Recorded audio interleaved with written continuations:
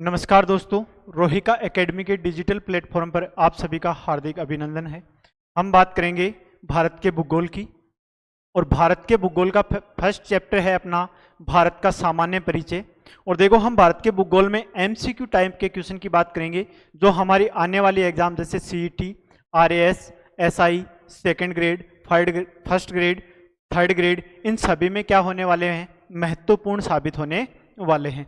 और हम देखो भारत के भूगोल में भी सामान्य परिचय की बात करें और इस सामान्य परिचय में हमारी रूपरेखा क्या है, किन किन कथनों पर हम बात करेंगे, तो उसमें हम बात करेंगे नामकरण की कि भारत का नामकरण किस प्रकार क्या पड़ा और भारत को किस किस नाम से जाना जाता है।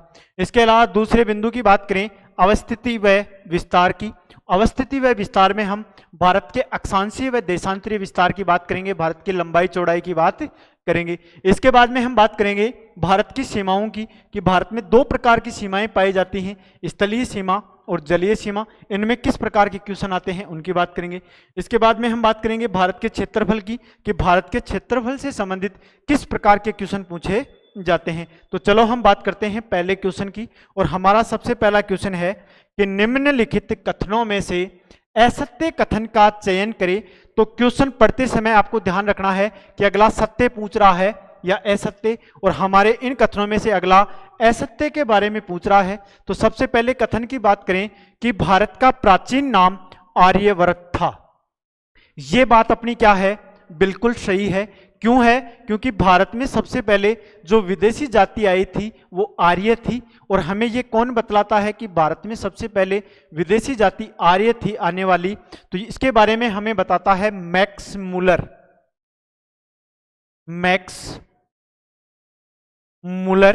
और मैक्स मूलर कहता है कि आर्य भारत में मध्य एशिया से आए थे। कहां से आए थे?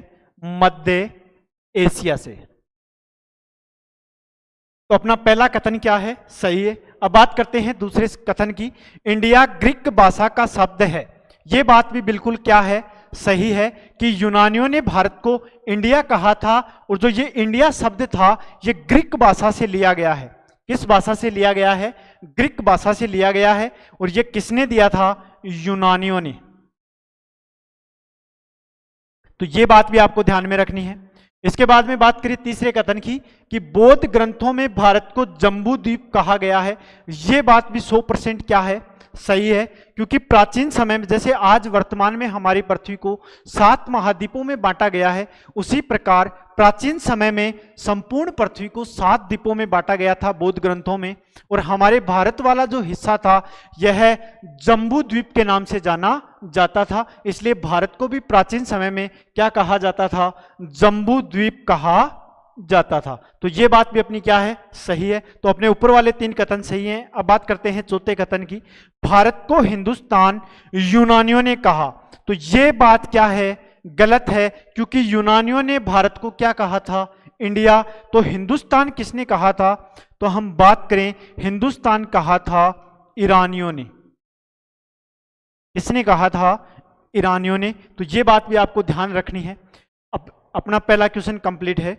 दूसरे क्वेश्चन की बात करें हम, निम्नलिखित कथनों में से सत्य कथन का चयन करें। देखो, पिछले वाले क्वेश्चन में असत्य पूछ रहा था और इस क्वेश्चन में हमें क्या पूछ रहा है? सत्य पूछ रहा है। तो सबसे पहले कथन की बात करें, भारत विश्व का 8वां बड़ा देश है। देखो, ये बात बिल्कुल क्या है, गलत है।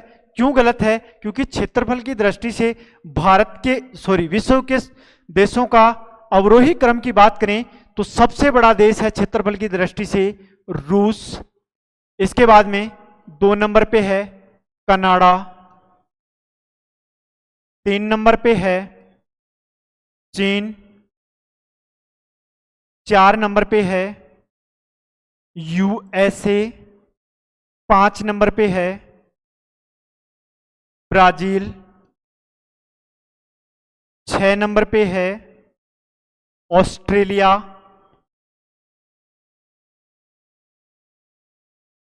और 7 नंबर पे है अपना भारत। और क्वेश्चन में हमें कथन क्या दे रखा है कि भारत विश्व का 8वां बड़ा देश है। तो ये कथन क्या हो जाएगा? गलत, क्योंकि भारत कौन सा है? 7वां बड़ा देश है। इसके बाद में बात करें दूसरे कथन की, भारत का क्षेत्रफल विश्व के क्षेत्रफल का 2.4% है। ये बात क्या है? सही है कि संपूर्ण पृथ्वी का क्षेत्रफल का 2.4% भाग भारत रखता है। इसके बाद में बात करें तीसरे कथन की, भारत का कुल क्षेत्रफल 32,87,523 वर्ग किलोमीटर है, जो क्या है? गलत है। तो फिर भारत का क्षेत्रफल क्या है? तो भारत के क्षेत्रफल की बात करें तो भारत का क्षेत्रफल है 32,87,263 वर्ग किलोमीटर। क्या है? वर्ग किलोमीटर है। देखो वर्ग किलोमीटर में पूछे तो 32,87,263 वर्ग किलोमीटर है, बल्कि यही क्वेश्चन कई बार चेंज करके देता है और अगला पूछ लेता है कि भारत का क्षेत्रफल वर्ग मील में क्या होगा।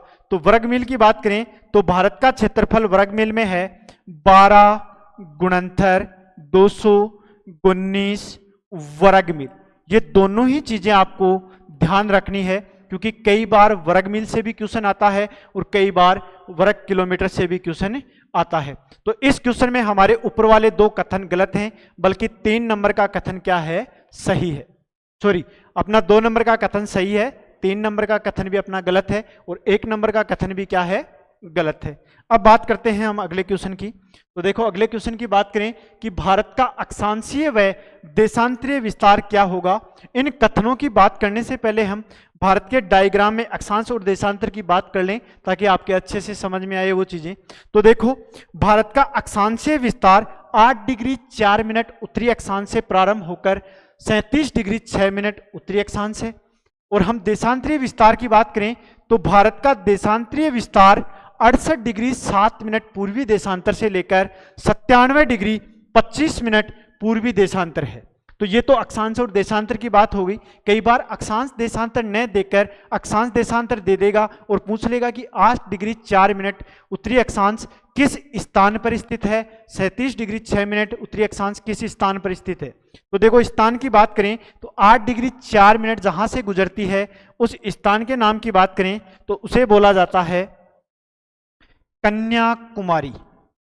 कन्याकुमारी, और कन्याकुमारी कहाँ है? तमिलनाडु राज्य में है। तो ये चीज भी आपको ध्यान रखनी है। इसी के साथ बात करें कि 37 डिग्री 6 मिनट उत्तरी अक्षांश कहां से गुजरती है, तो 37 डिग्री 6 मिनट उत्तरी अक्षांश इंदिराकोल से गुजरती है। कहां से गुजरती है? इंदिराकोल से गुजरती है। और इंदिराकोल कहां है? पहले पड़ता था ये जम्मू कश्मीर में, और जम्मू कश्मीर को यूटी का दर्जा दे दिया, इसलिए जम्मू कश्मीर के 2 भाग बना दिए, एक लद्दाख और एक जम्मू कश्मीर। तो लद्दाख वाला क्षेत्र ऊपर है और वर्तमान में इंदिराकोल कहां पड़ता है? लद्दाख में। ये चीज भी आपको ध्यान रखनी है। इसी के साथ बात करें कि 68 डिग्री 7 मिनट पूर्वी देशांतर रेखा किस स्थान से गुजरती है, तो उस स्थान की बात करें तो देखो इसके अनेक नाम आए हैं कई बार एग्जाम में। इसे बोला जाता है गौर माता, इसे ही बोला जाता है नारायण सरोवर,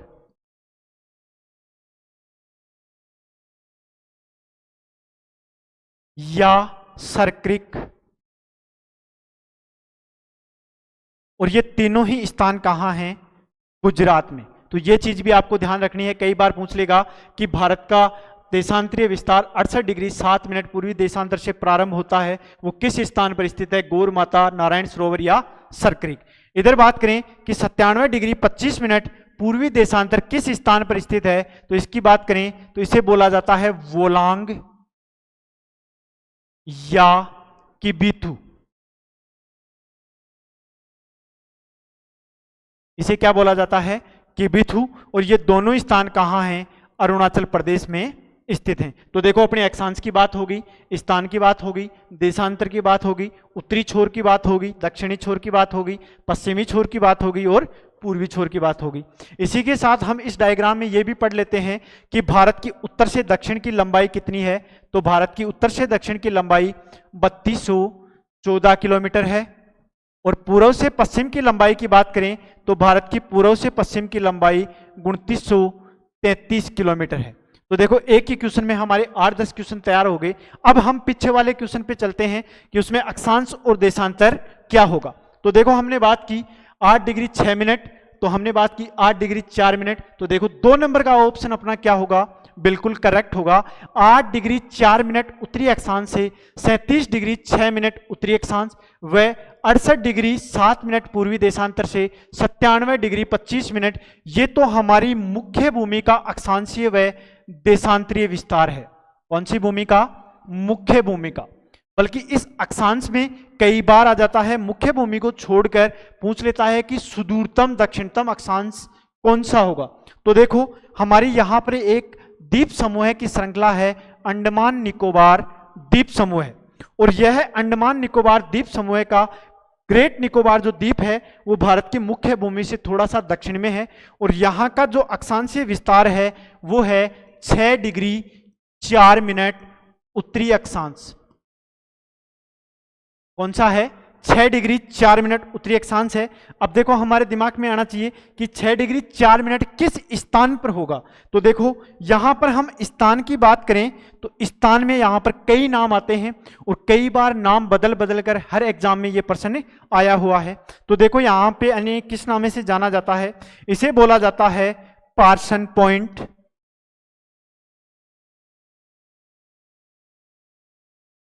इसे बोला जाता है इंदिरा पॉइंट,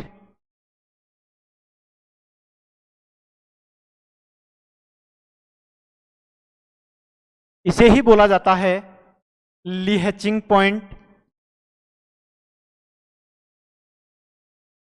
तो ये चीज भी आपको ध्यान रखनी है, और ये सारे ही बिंदु कहां हैं ये चीज आपको अन्य से ध्यान रखनी है। ये है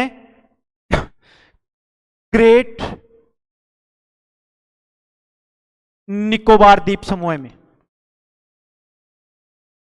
निकोबार द्वीप समूह में स्थित है, और इसका अन्य नाम एक और आता है पिग्मेलियन पॉइंट।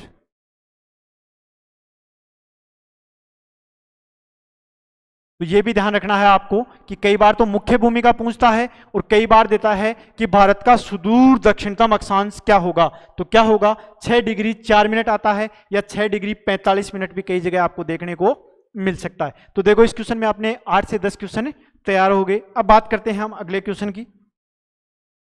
अगले क्वेश्चन की बात करें कि भारत का वह राज्य जिससे होकर कर्क रेखा गुजरती है। तो देखो एक बार क्वेश्चन को छोड़कर हम पहले डायग्राम की बात करें कि भारत के मध्य से एक रेखा गुजरती है, उसे कर्क रेखा बोला जाता है, और यह भारत के 8 राज्यों से होकर गुजरती है, जो भारत को लगभग 2 भागों में बांटती है। तो देखो इन राज्यों का पश्चिम से पूर्व क्रम की बात करें तो पश्चिम से पूर्व क्रम होगा, सबसे पहले नंबर पे आएगा गुजरात,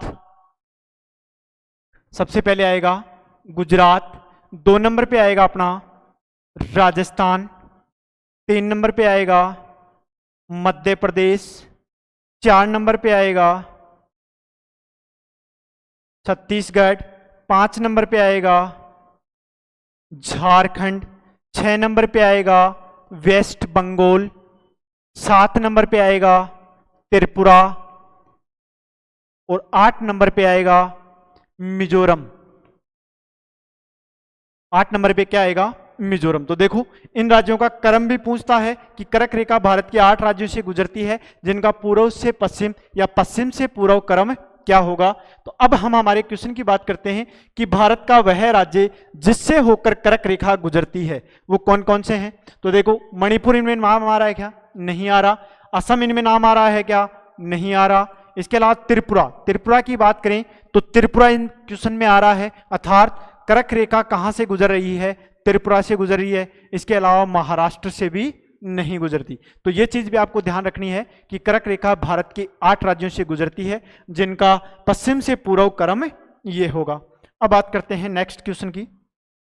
तो नेक्स्ट क्वेश्चन की देखो कि भारत की मानक समय रेखा क्या होगी, अर्थात हमारा जो समय चलता है वह किस देशांतर से माना गया है। जैसे संपूर्ण पृथ्वी का मानक समय 0 डिग्री देशांतर को आधार मानकर सारे देश का 24 अक्षांशों में मानक समय रेखाओं में बांटा गया है। इसी प्रकार हमारे भारत के मानक समय रेखा की बात करें तो भारत की मानक समय रेखा है वो है 82.5 डिग्री पूर्वी देशांतर। ये चीज आपको ध्यान रखना है कि भारत की मानक समय रेखा क्या है? 82.5 डिग्री पूर्वी देशांतर। तो देखो हम पहले क्वेश्चन की बात करें कि भारत की मानक समय रेखा है, क्वेश्चन में माइनर मिस्टेक क्या की गई है कि 82.5 डिग्री पश्चिमी देशांतर, बल्कि यहां पर क्या है पूर्वी देशांतर। तो ये ऑप्शन अपना क्या हो जाएगा गलत। दूसरी बात 82 डिग्री पूर्वी देशांतर, ये भी गलत। इसके बाद में तीसरे की बात करें 66.5 डिग्री उत्तरी अक्षांश, ये भी क्या है गलत है, क्योंकि 66.5 डिग्री उत्तरी अक्षांश तो क्या है आर्कटिक वर्त है।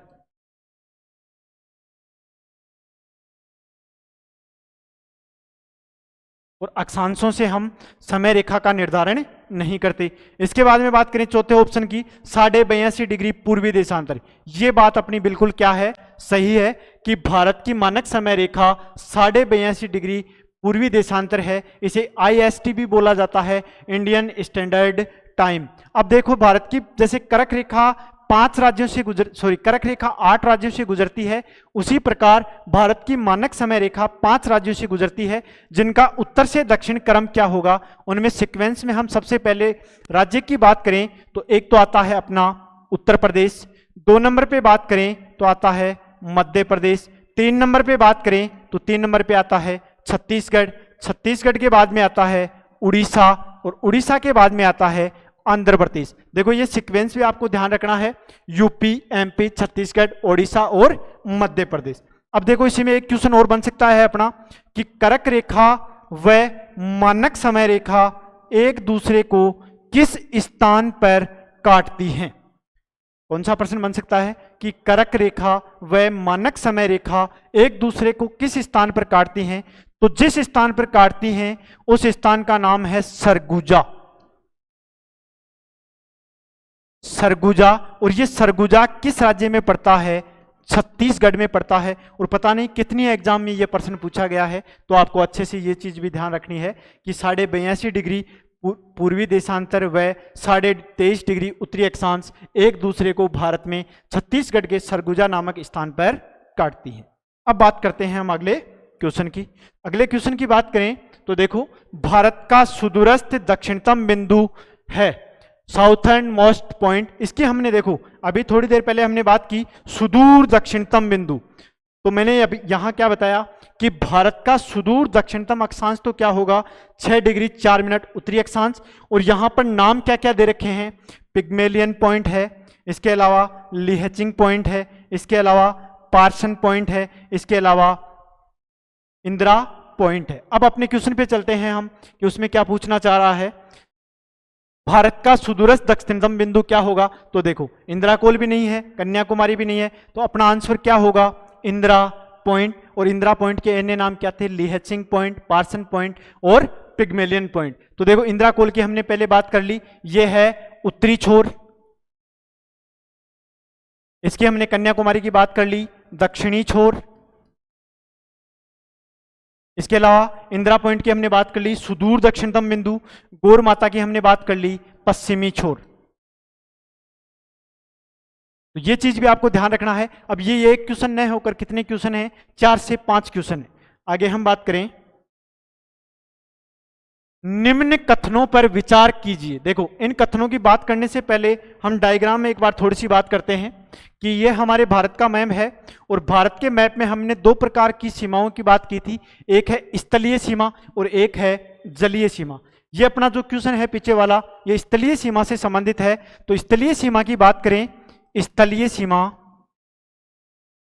तो भारत की स्थलीय सीमा 7 देशों के साथ लगती है। कितने देशों के साथ लगती है, 7 देशों के साथ लगती है। और 7 देशों के साथ साथ भारत के 16 राज्य व 2 केंद्र शासित प्रदेश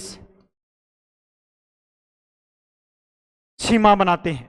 अब हम बात करें कि भारत की स्थलीय सीमा गुजरात से लेकर यहां पश्चिमी बंगाल तक लगती है। इसमें हम बात करेंगे पाकिस्तान, पाकिस्तान से भारत की सीमा लगती है, इसी के साथ अफगानिस्तान, इसी के साथ चीन, इसी के साथ नेपाल, ये नेपाल है, इसी के साथ है भूटान,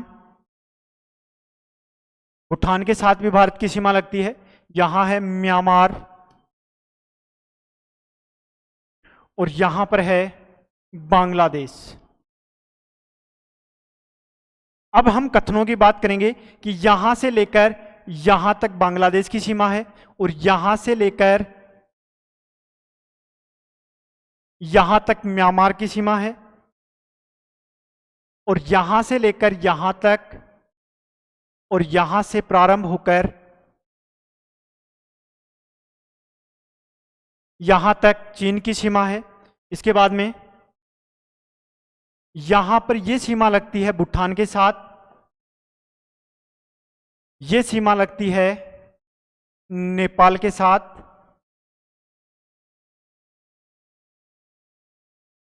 यहां पर छोटा सा टुकड़ा लगता है अफगानिस्तान के साथ और इसके बाद में नीचे वाला जो हिस्सा है यह सीमा लगती है पाकिस्तान के साथ। अब हम अपने कथनों की बात करते हैं। असम, हमें ध्यान क्या रखना है, असम भूटान तथा बांग्लादेश के साथ, असम भूटान तथा बांग्लादेश के साथ सीमाओं से लगा हुआ है। अब देखो अपने डायग्राम में बात करें कि यह है असम का राज्य, असम। तो असम है वो भूटान से भी सीमा बनाता है और ये बांग्लादेश है, तो असम दोनों से सीमा बना रहा है, अर्थात अपनी बात क्या है, सही है। इसके बाद में दूसरे कथन की बात करें, पश्चिमी बंगाल भूटान तथा नेपाल की सीमाओं से लगा हुआ है। पश्चिमी बंगाल भूटान तथा नेपाल की सीमाओं से लगा हुआ है। तो देखो यहां पर यह निकला हुआ है, यह है पश्चिमी बंगाल, तो इधर पश्चिमी बंगाल नेपाल से भी सीमा बना रहा है और भूटान से भी सीमा बना रहा है, अर्थात हमारा दूसरा कथन भी क्या है, सही है कि पश्चिमी बंगाल भूटान तथा नेपाल की सीमाओं से लगा हुआ है। तीसरे कथन की बात करें, मिजोरम बांग्लादेश तथा म्यांमार की सीमाओं से लगा हुआ है। तो एक बार हम इसमें देखते हैं कि मिजोरम बांग्लादेश तथा म्यांमार की सीमाओं से लगा हुआ है। तो देखो ये है त्रिपुरा और ये है मिजोरम। ये मिजोरम यहां म्यांमार के साथ भी सीमा बना रहा है और ये मिजोरम यहां बांग्लादेश के साथ भी सीमा बना रहा है, अर्थात अपना तीसरा कथन भी क्या है, सही है। अपना तीसरा कथन भी क्या सही है, नीचे दिया हुआ है उपयुक्त कथनों में से कौन से कथन सही हैं, तो हमारा ऑप्शन नंबर 1 क्या हो जाएगा, सही हो जाएगा। इसके बाद में हम बात करें अगले क्वेश्चन की, तो देखो अगले क्वेश्चन की बात करें, भारत तथा पाकिस्तान के बीच सीमा निर्धारित की गई थी। देखो सन 1947 में भारत और पाकिस्तान का बंटवारा हुआ, उस वक्त जो सीमा निर्धारित की गई थी उस सीमा को एक नाम दिया गया था। उस नामकरण की बात करें तो यह नामकरण किया था सर रेडक्लिफ के द्वारा और इसे बोला जाता है रेडक्लिफ रेखा। किस नाम से जाना जाता है, रेडक्लिफ रेखा। और इस रेडक्लिफ रेखा की लंबाई की बात करें तो यह है 3323 किलोमीटर। तो इसी के साथ आपको यह भी ध्यान रखना है कि भारत और पाकिस्तान के मध्य रेडक्लिफ रेखा है जिसकी लंबाई कितनी है, 3323 किलोमीटर। अब हम अपने ऑप्शन की बात करते हैं कि भारत तथा पाकिस्तान के बीच निर्धारित सीमा कौन सी थी, तो देखो ऑप्शन नंबर 2 नंबर का क्या है, सही है। अब देखो 3 कथन और दिए हुए हैं कि मैकमोहन रेखा किन किन के मध्य है। मैकमोहन रेखा भारत प्लस चीन के मध्य है, ये चीज भी आपको ध्यान रखनी है। इसके अलावा रेडक्लिफ रेखा भारत पाकिस्तान के साथ, जीरो लाइन रेखा यह किस किस के मध्य है, जीरो लाइन है भारत प्लस त्रिपुरा के मध्य, ये चीज आपको ध्यान रखना है। ये पता नहीं कितने एग्जाम में प्रश्न आया हुआ है कि जीरो लाइन रेखा है, जीरो लाइन है भारत तथा त्रिपुरा के मध्य। इसी के साथ डुरंड रेखा, डुरंड रेखा है भारत प्लस अफगानिस्तान के मध्य, ये चीज भी आपको क्या रखनी है, ध्यान रखनी है। तो देखो 4 क्वेश्चन तैयार हो गए, मैकमोहन रेखा, रेडक्लिफ रेखा, जीरो लाइन और डुरंड रेखा। इसके बाद में हम चलते हैं अगले क्वेश्चन पे। अगले क्वेश्चन की बात करें कि निम्नलिखित में से कौन सा भारत का ऐसा राज्य है जहां सबसे लंबी समुद्र तट रेखा है। देखो हमने पहले स्थलीय सीमा की बात कर ली, अब हम बात करेंगे जलीय सीमा की। इसकी बात करेंगे, जलीय सीमा की बात करेंगे तो जलीय सीमा में भारत के 9 राज्य जलीय सीमा भारत के 9 राज्य बनाते हैं तथा 4 केंद्र शासित प्रदेश बनाते हैं। और इसमें पूछ रहा है कि सबसे लंबी निम्नलिखित कथनों में से भारत का ऐसा राज्य जहां सबसे लंबी समुद्र तट रेखा है। तो देखो, सबसे लंबी की बात करें तो गुजरात सबसे लंबी समुद्री तट रेखा बनाता है। कौन? गुजरात। और सबसे छोटी की बात करें तो सबसे छोटी तटरेखा बनाता है गोवा। तो इस प्रश्न में क्या है? तमिलनाडु, महाराष्ट्र, आंध्र प्रदेश, कर्नाटक। अब देखो, सबसे बड़ी और छोटी की बात कर ली, लेकिन अगला पश्चिमी छोर को नहीं दिया, पूर्वी छोर दे दिया, और पश्चिमी छोर का हमें क्या नहीं दिया? गुजरात। तो 1 नंबर पे गुजरात आता है, और 2 नंबर पे सबसे लंबी समुद्री सीमा बनाने वाला जो राज्य है वो है आंध्र प्रदेश। 2 नंबर पे सबसे लंबी समुद्री सीमा कौन बनाता है? आंध्र प्रदेश। अब अपने ऑप्शन में क्या बैठ जाएगा? आंध्र प्रदेश। कई बार हम क्या होता है कि हम देखते हैं कि गुजरात तो नाम ही नहीं आया, अर्थात एग्जामिनर ने क्वेश्चन क्या दे दिया? गलत। बल्कि हमें यह भी देखना है कि अगर गुजरात नाम नहीं आया तो गुजरात से छोटी सीमा कौन बना रहा है? तो वो कौन बनाता है? आंध्र प्रदेश। इसी के साथ केंद्र शासित प्रदेश की बात करें तो केंद्र शासित प्रदेशों में सबसे लंबी जो समुद्री तटीय सीमा रेखा बनाता है वो है अंडमान निकोबार द्वीप समूह। कौन सा है? अंडमान निकोबार द्वीप समूह। अगले क्वेश्चन की बात करें तो देखो, समुद्र की तरफ भारत की क्षेत्रीय सीमा का विस्तार है। समुद्र की तरफ भारत की क्षेत्रीय सीमा का विस्तार है। तो इसकी हम बात करें तो देखो, इसको डायग्राम से समझते हैं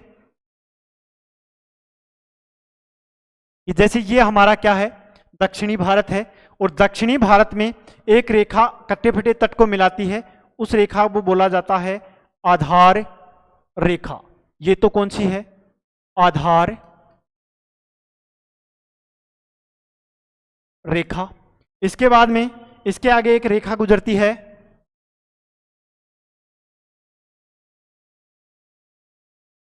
उस रेखा को बोला जाता है प्रादेशिक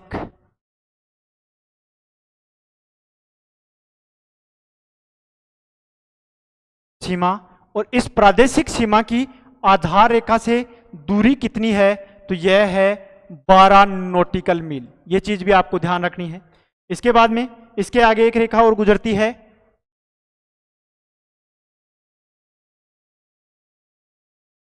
इस रेखा को बोला जाता है संलग्न क्षेत्र। इसे बोला जाता है संलग्न क्षेत्र। और यह संलग्न क्षेत्र है, ये आधार रेखा से कितनी दूरी पर है? यह है 24 नॉटिकल मील। इसके बाद में इसके आगे एक रेखा और गुजरती है, उसकी हम बात करें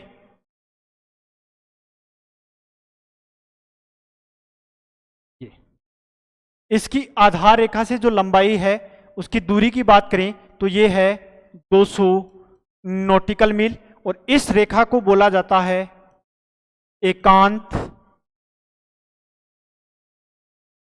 आर्थिक क्षेत्र। इस नाम से जाना जाता है एकांत आर्थिक क्षेत्र या अनन्य आर्थिक क्षेत्र।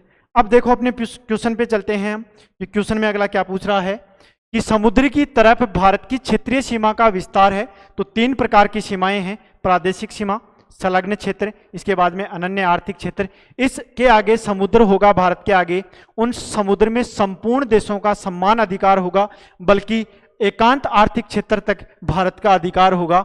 अब इसमें हमें दूरी पूछी है, और दूरी किसकी पूछी है? क्षेत्रीय सीमा की। और इस क्षेत्रीय सीमा को बोला जाता है प्रादेशिक सीमा। क्या बोला जाता है? प्रादेशिक सीमा।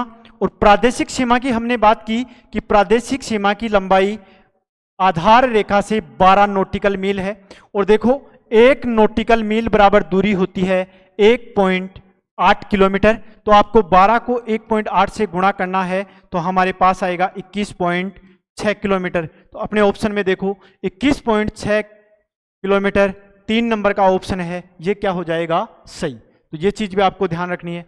अब हम बात करते हैं इसके आगे अगले क्वेश्चन की। क्षेत्रफल की दृष्टि से भारत के बड़े राज्यों का अवरोही क्रम, अर्थात देखो 2 प्रकार से क्रम आता है। एक आता है अवरोही अर्थात बड़े से छोटा, 5 4 3 2 1। एक आता है आरोही। आरोही का मतलब होता है छोटे से बड़ा, 1 2 3 4। हमें किस प्रकार का क्रम पूछा है? अवरोही, अर्थात क्षेत्रफल की दृष्टि से सबसे पहले बड़ा राज्य आएगा, उसके बाद में उससे छोटा, उसके बाद में उससे छोटा और उसके बाद में उससे छोटा। तो देखो, सबसे पहले हम बात करें राजस्थान, आंध्र प्रदेश, महाराष्ट्र, मध्य प्रदेश, ये गलत है, ये सही नहीं होगा। इसके बाद में 2 नंबर ऑप्शन की बात करें, 2 नंबर ऑप्शन है राजस्थान, मध्य प्रदेश, महाराष्ट्र, उत्तर प्रदेश। ये अपना 2 नंबर का कथन क्या है? सही है कि क्षेत्रफल की दृष्टि से सबसे बड़ा राजस्थान, 2 नंबर पे आता है मध्य प्रदेश, 3 नंबर पे आता है महाराष्ट्र और 4 नंबर पे आता है उत्तर प्रदेश और 5 नंबर पे आता है गुजरात। 5 नंबर पे क्या आएगा? गुजरात। अब देखो, अवरोही क्रम की तो हमने बात कर ली, तो अपना 2 नंबर का ऑप्शन सही हो जाएगा। लेकिन यहीं पे अगला आरोही क्रम की बात कर ले, तो देखो आरोही क्रम में आपको एक छोटी सी ट्रिक है, याद रखनी है, GST। क्या याद रखना है? GST, अर्थात गोवा, सिक्किम और 3 नंबर पे है त्रिपुरा। तो ये चीज भी आपको ध्यान रखनी है, आरोही क्रम और अवरोही क्रम। इसी के साथ आज की क्लास हमारी समाप्त होती है। तो आपको एक ही क्लास में हमारे वैसे देखा जाए तो 10 क्वेश्चन है, लेकिन लगभग हमने 20 से 30 क्वेश्चन की बात की है, जिसमें हमने संपूर्ण चैप्टर को कवर करने की क्या की गई है? कोशिश। धन्यवाद।